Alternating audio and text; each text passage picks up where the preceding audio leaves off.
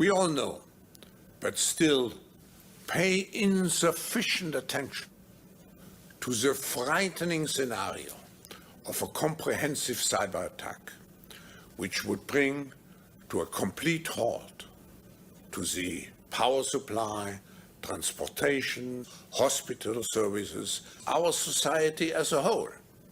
The COVID-19 crisis would be seen in this respect as a small disturbance in comparison to a major cyber attack. To use the COVID-19 crisis as a timely opportunity to reflect on the lessons the cybersecurity community can draw and improve our preparedness for a potential cyber pandemic.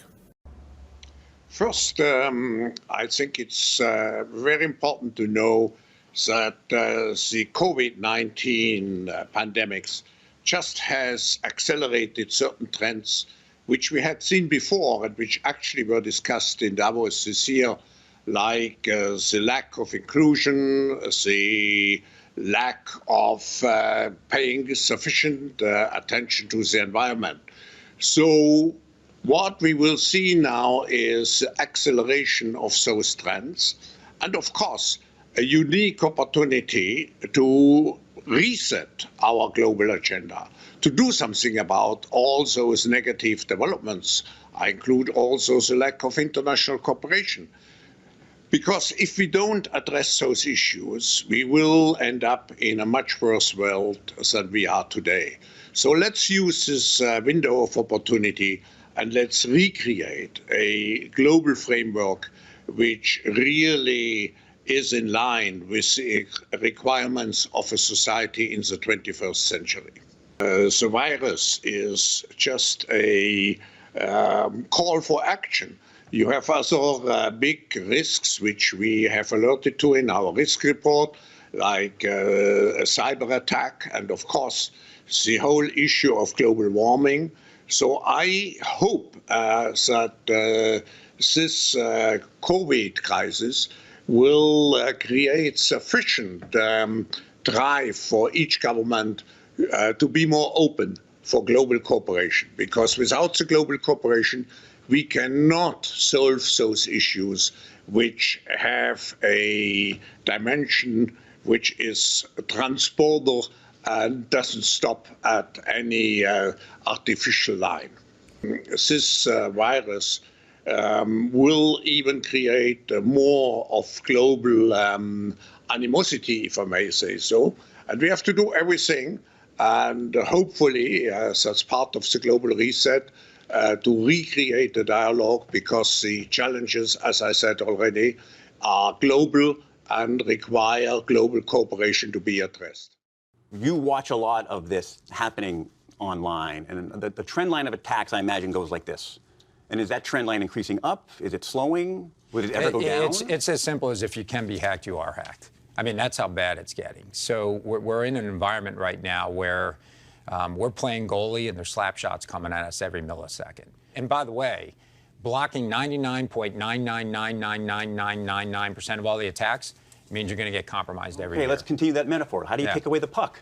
You have to have repercussions. Clearly, that's what governments were formed to do: defend nations, defend people, defend a way of life. You know, present hopes and dreams to everybody and their citizens. Do you think the next escalation in this will enter the physical space, where an average citizen is like, this light bulb just went off, or this TV broke? The next conflict, where the gloves come off in cyber, the American citizen will be dragged into it, whether they want to be or not, period. Whatever it happens to be. Apps won't work. Appliances may not work. People don't even know all the things they depend on. The idea that armed conflict could be happening on the other side of the earth, and here we're safe in the United States, no longer true. Not in cyberspace. Accenture is partnering up with the Digital Dollar Foundation to launch a series of pilot programs over the next 12 months to explore and inform the future design of a U.S. central bank digital currency, or digital dollar. This is unrelated to the Fed, but an independent project. Joining us now to discuss is Accenture Senior Managing Director David Treat and Digital Dollar Foundation founder and former CFTC Chairman Chris Giancarlo. Welcome, Chris and David. Nice to be with you again, Christy. Always a pleasure.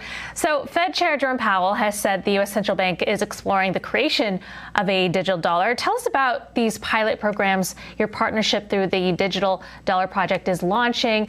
Give us an example of what it will look like, who will be using it, and how it will work.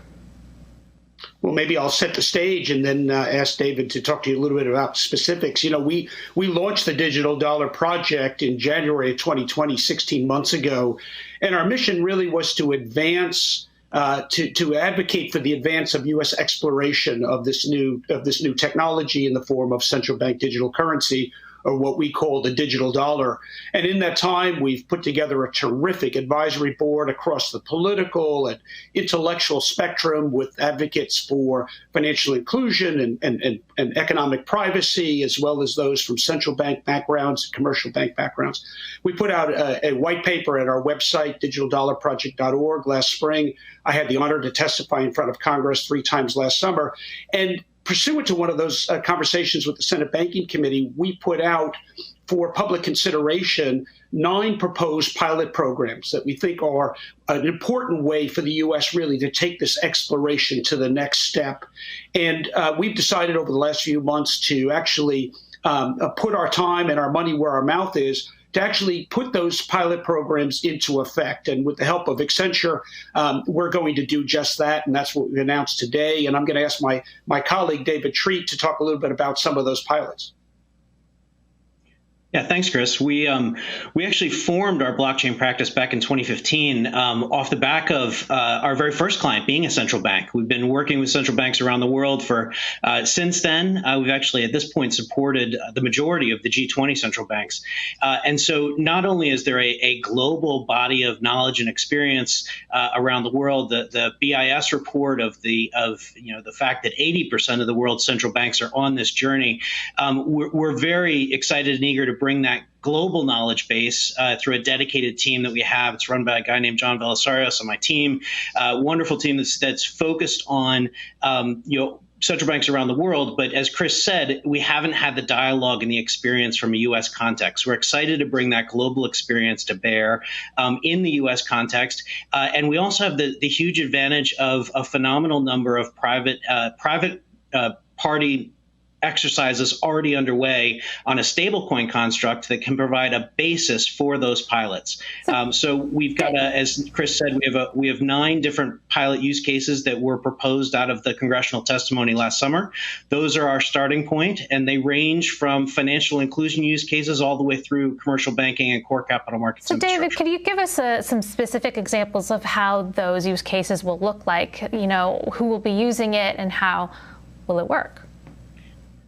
Yeah, so there's going to be intentionally a variety of different types of use cases, again, to address the entire spectrum of how a CBDC can be applied. So on the financial inclusion side, we have enormous banking deserts here in the U.S. where there isn't a bank for 200 or 300 miles around, and the whole notion of can the combination of digital wallet infrastructure and digital identity provide an easier access point to those that are unbanked or underbanked right now than the incredibly expensive ways that these people are forced to be able to participate in online commerce in our financial system. And so some of the pilots will focus specifically there. Some will focus on the urban setting, all in different combinations of partners that we'll need across the retail banking, commercial banking, private enterprise perspective, informed by the public sector needs and demands. And so we'll have use cases focused on that area, and then use cases at the other end of the spectrum where there's already work underway as to how a central bank digital currency can underpin the future of core capital markets infrastructure, that direct exchange of a tokenized asset versus tokenized cash, or the cross-border payments infrastructure is another great example, in our remittance infrastructures. So what we'll see is a combination of parties coming together to be able to support the different aspects of each use case, and each being unique and very focused, all contributing either time, resources, money to be able to get to a point where we can generate insights, and then we're going to share that with the widest possible stakeholder community. This is a very exciting project. This is a question for David. Nice to see you. So I can imagine some people having some issues with this because they're going to think it's going to be some sort of invasion of privacy, right? Because obviously this is a less private form of currency than is cash. And you know that Americans value privacy a lot. And are there any privacy concerns here? And also, how do you sell it to the public? Because, you know, this idea that, you know, the government somehow has some visibility into how you're spending, there's definitely going to be a lot of Americans who are not going to be comfortable with that.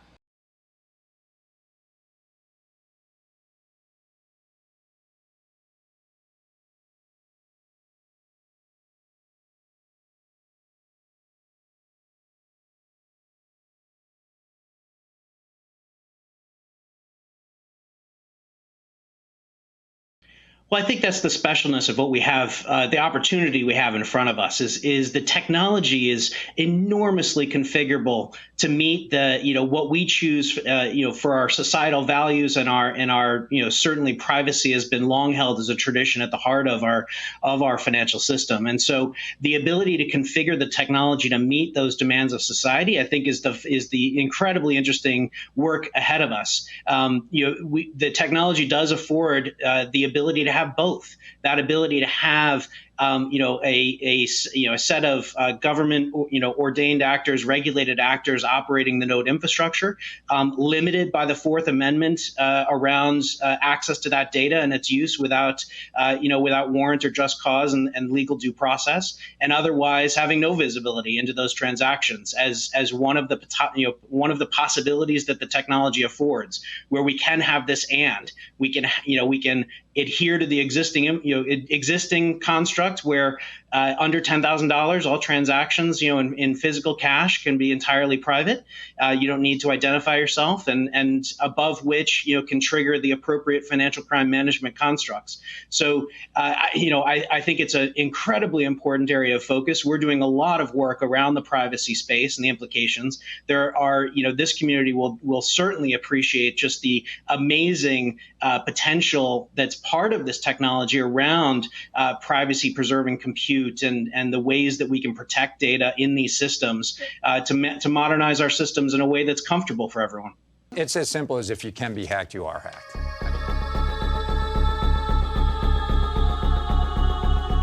The future of money is digital, whether that be sovereign money or non-sovereign money, then the issue of privacy is so critically important, right? We're watching the rise of a digital yuan, and there's no question that that's going to be part of China's social surveillance and their social credit system to monitor economic transactions. We in the West have a long tradition of economic privacy, privacy from government surveillance. It's written into our Fourth Amendment, and in Europe, they have their GDPR protections for individual privacy.